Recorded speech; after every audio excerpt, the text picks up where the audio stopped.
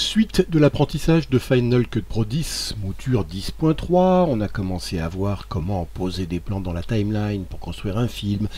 On va continuer dans le même registre, on retourne dans notre projet ici santé, que l'on a commencé à monter dans le dernier tuto. Je dis ça pour bien vous inciter à les suivre dans l'ordre, ce qui est logique.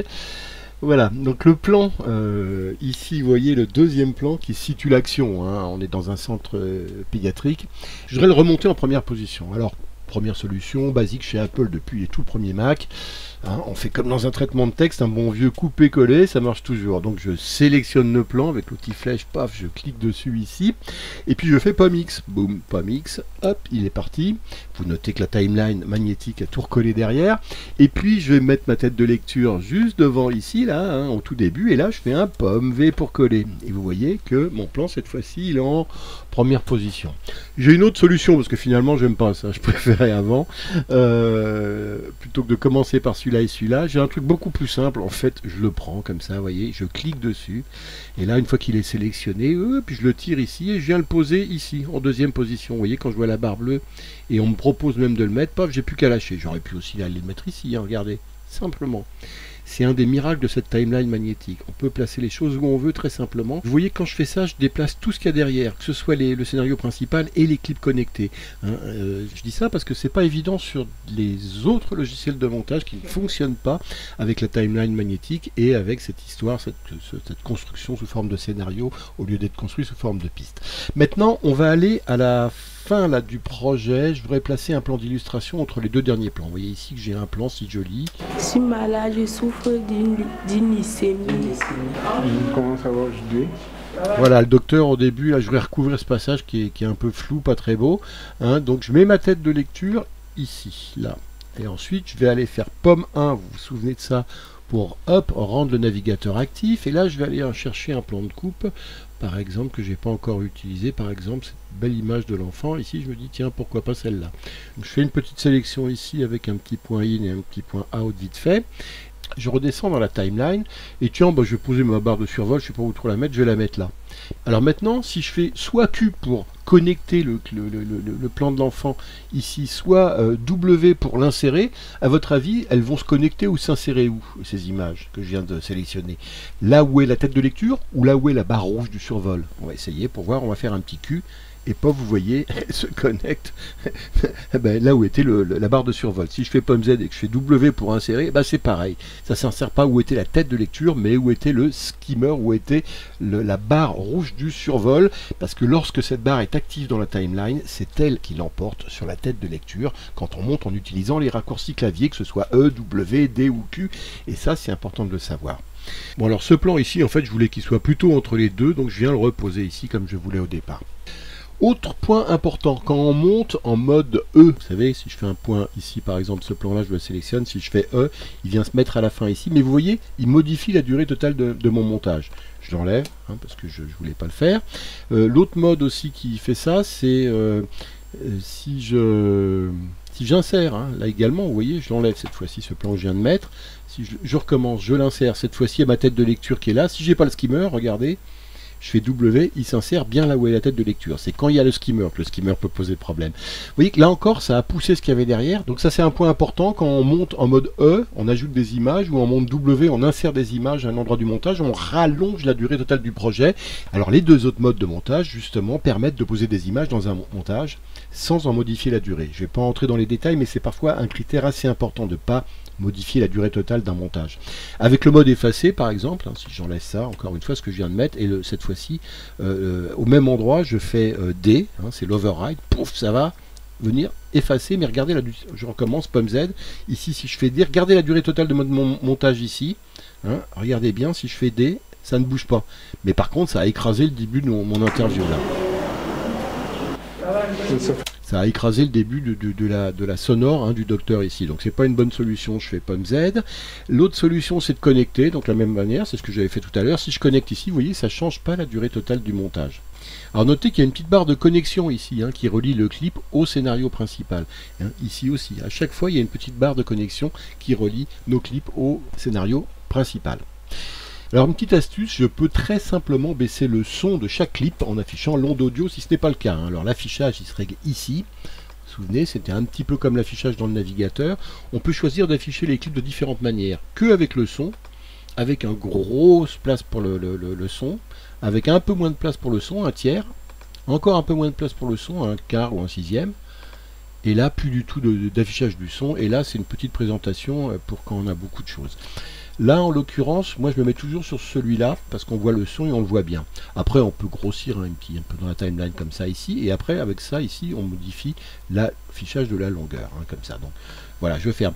Vous voyez, une fois qu'on a ça, ce qui est intéressant, c'est que là, on sent que le son il est trop fort et qu'on n'a pas besoin du son de cet enfant de l'ambiance parce qu'elle s'ajoute à une ambiance qui était déjà forte sous le docteur. Voilà.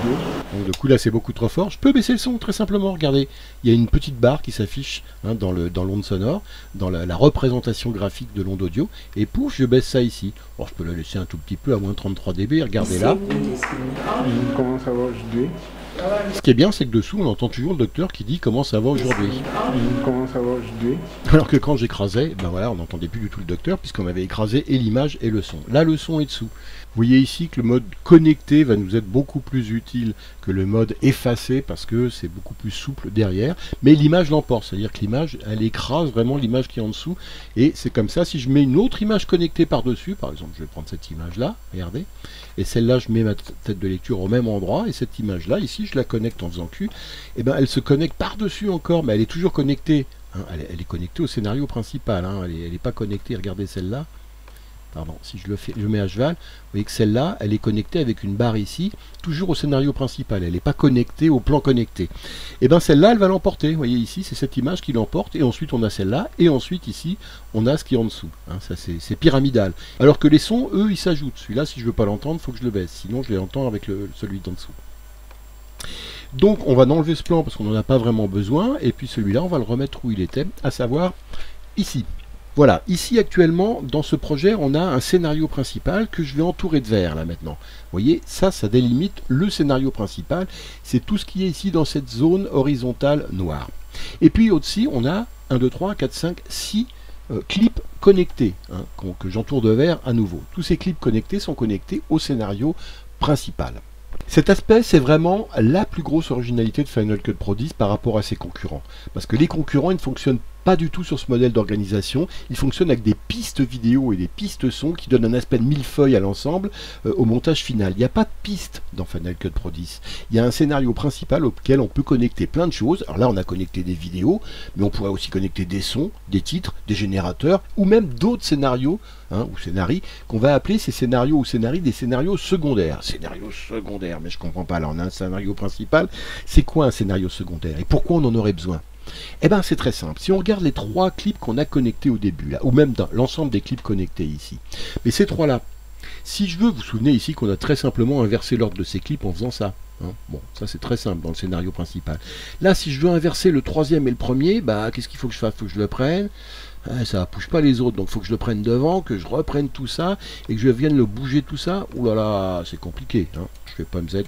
Ouf, vous voyez que c'est assez compliqué. Ouf, on a une solution, c'est qu'on va venir prendre ici au lasso ces 3 clips là, ou pourquoi pas même ces 6 là, et on va faire clic droit, créer un scénario, raccourci classique, pomme G, on peut aussi le trouver dans plan, créer un scénario ici, paf.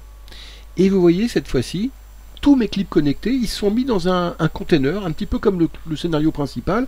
Le scénario, en fait, c'est un container qui contient des clips. Et ben voilà, ça a créé un scénario. Alors le seul truc, c'est qu'il est secondaire. Pourquoi? Parce qu'il est connecté, toujours avec une petite barre ici, il est connecté à mon scénario principal. Mais là, tout d'un coup, je peux bouger tous les clips d'un coup, par exemple. Je peux les mettre avant, après, tout d'un coup. Ces clips, je peux les réorganiser comme je veux à l'intérieur. Par exemple, celui-là, je le mets en tête ici. Ça change rien à l'ensemble. Ces deux-là, je peux les inverser. Celui-là, je peux dire non, finalement, je le mets comme ça. Et puis, il y a une autre raison aussi qui est intéressante. Je vais faire pomme Z pour annuler ce scénario principal. Voilà. On a un outil pour, si on veut, élaguer un clip. Par exemple, je grossis un petit peu là. On vient au début là. Vous voyez que notre outil flèche, imaginons que ce clip-là, je veuille le raccourcir un petit peu jusqu'à la fin du mouvement.